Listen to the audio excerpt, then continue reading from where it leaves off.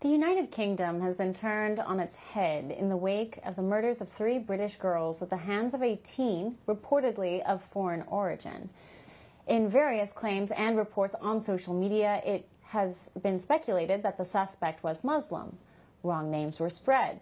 BBC reported that the perpetrator is actually from Wales and is of Rwandan heritage. Regardless of the details, people are angry at the death of these young girls and the United Kingdom's recklessness in its approach on immigration. So they took to the streets. Prime Minister Keir Starmer labeled these actions far-right thuggery and beefed up forces to quell the tension. UK law enforcement, however, in an attempt to spread misinformation, is warning it can be an offense to simply share footage from the riot. And just to be clear, that's not actually misinformation over there. That means if you share information about this, you could be visited by a police officer. For a Western nation, this is horrifying and can lead to the criminalization of journalism. If the left has their way in the UK, how soon is it that that happens right here on our soil? And end free press and investigations as we know it. Joining us now to elaborate on this is Matthew Tyrmand, head of V24 Investigations. Matt, welcome back. Good to be with you. Your thoughts on how the UK is cracking down on these protests? Sure. I mean, there's a lot to unpack here. This is many, many years in the coming. The country has been a tinderbox as unfettered, illegal, and legal immigration migration has come to the shores of the UK. It was one of the reasons that catalyzed Brexit. Brexit was a sovereignty movement. And it's one of the reasons, in fact, the primary reason that the Tories, who were in leadership for many years with 5 consecutive failed prime ministers, got turfed out so assertively by the British populace as they did this cycle over the last month, which we saw in the parliamentary elections. The crime has spiked, the youth unemployment, the non-integration. You go to a city like London and it's evident everywhere, but especially if you go to some of the working and middle-class cities in the Midlands, places like Leeds and Manchester and Birmingham and Nottingham and Leicester, the complexion, and this is not a racially tinged term, but the complexion of these cities and these towns and society has changed. It's not just that, people from third world migration, they're not integrating, but the entire political system now is running interference for those that are refusing to assimilate and integrate. And Brits are pretty fed up. We saw it in this previous election cycle. And now this tinderbox has exploded with this murder by this teen of 3 young girls who were at a dance studio in Southport. Southport is a very nice area. It's a resort area during the summer, about 45 minutes north of Liverpool on the water. It's a very famous area for people from the United Kingdom. And so for this to hit there and, a middle class, upper middle class,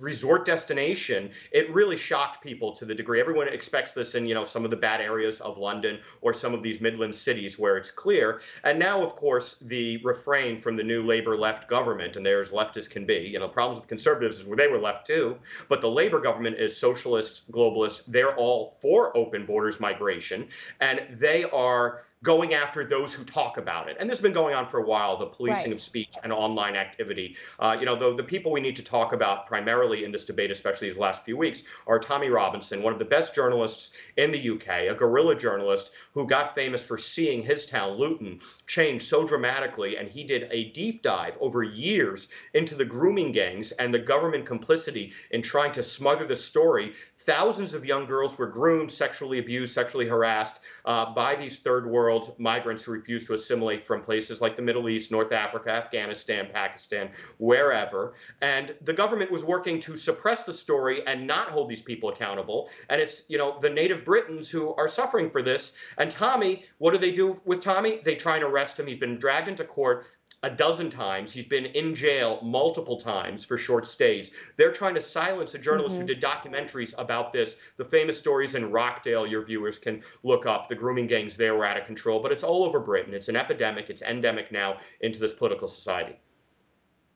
But it's not just names like Tommy Robinson. It's everyday people in the United Kingdom who are not being allowed to comment on any of this online. I've seen countless videos. I mean, I know this is a rule that came into effect in 2003, so it's been around for a while.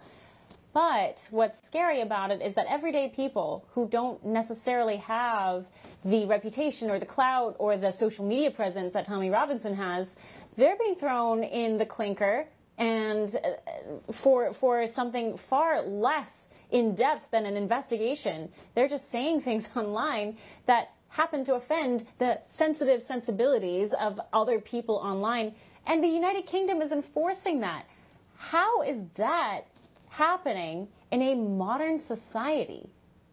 Don't forget, George Orwell, original, that's a pseudonym, his real name is Eric Blair, was a Brit. So this Orwellian level thought crime, thought policing, and now via those who opine, as is their God-given right, as well as free speech is well protected. Don't forget that Britain historically had the Speaker's Corner in Hyde Park, where anybody could say whatever they wanted into a megaphone as a part of their political process. These are guaranteed rights, but the ivory tower cloistered elite are clamping down on it. And they're also blaming Elon Musk, because not only is Elon Musk facilitating this with his takeover of Twitter, at now X, he is a free speech absolutist, and he's given people a voice to express themselves, even if this ivory tower cloistered elite is at odds with it. And so now they're saying they want to bring him up. Some of the lefties there, the people like Piers Morgan, the media elite, as well as the activists and the lefty politicians, they want to hold him responsible for being a platform for people to speak their mind.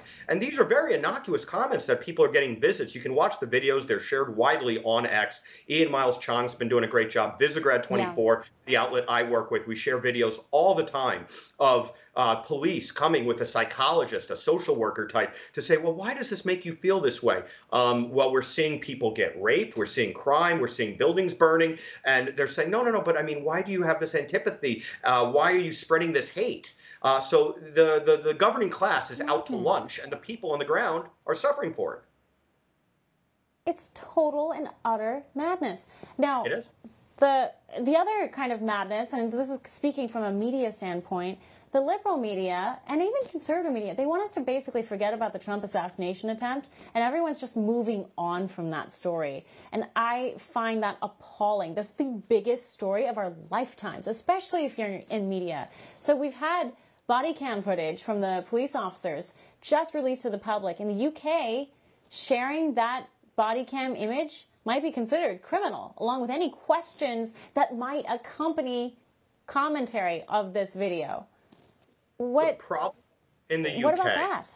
The problem in the UK really exists because it's a society where all of the elite are cloistered in one place, and that's London. So they are in this sort of tautological self-reinforcement mode that, what feels good is good. And, these heathen that live in the Midlands or the working class and middle class cities, they are, an unwashed, uneducated mass that needs to be policed, including their thought, their expression. None of this is surprising if you've been watching the UK for years. It's been trending this way. The Conservatives did not help very much. They have two, right now, Keir Starmer, the new Labour PM, he's being called two-tier Keir because the policing is two-tier. When these riots, I mean, you see videos of Allahu Akbar and massive manifestations of people in these cities, and they are violent. They're holding knives. The police will do nothing. But if somebody tweets something about their opinion, that's when the police get called into action. Or a bunch of native Britons go and march in support of restricting immigration, and that becomes a hate crime. Those protests are broken up. Those people are arrested. They're actually comparing it in UK mainstream media that these manifestations are like January 6th, that they are revolutionaries that are going to flip over the country, and as a result, they need to be quelled, and this insurrection needs to be put down. These people are fed up. Look, you saw the Conservatives get turfed out. You saw Reform get 5 seats, Nigel Farage, their titular leader in Parliament. That's a vote for common sense. And the media elite, the political elite in the UK are out to lunch. As I said, they're gone. Yeah, no, this election is about the media too, because we're all watching collectively the media pretend that it had nothing to do with installing a senile old man, and then completely dust themselves of the responsibilities that they had to honestly report on what was happening at that White House. And it just goes to a much broader conversation about that. Matt Tyrmand, always a pleasure to visit with you. Thank you. My pleasure. Patriot, conservative, activist, or just a good old traditional family, we all have one thing in common. We all need basic essentials like toothpaste, face wash, deodorant, and laundry detergent.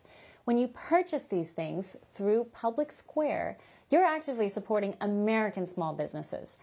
Public Square makes this even easier by carefully curating for quality, meaning you get the best products for your family and your health. That means no hidden chemicals, no sneaky political ideologies, and no hormone disruptors. So even if it feels like the world is falling apart around us, we can always refocus on our families, our homes, and the products that make us feel our best. And when you shop at Public Square, you get all of that, plus the peace of mind that can only come from staying true to what matters most. So let's get back to basics. Visit publicsquare.com. For all our viewers asking where One America News is heading in the future, we would like to introduce you to OAN Live. OAN Live is the best way to stay up to date on all of the hard-hitting, straight-shooting, national and international headlines. And the best part is, OAN Live is only $4.99 per month. All the credible, honest, unbiased reporting One America News offers at a fraction of the cost of cable. Just go to OANN.com to easily sign up for OAN Live and stay informed.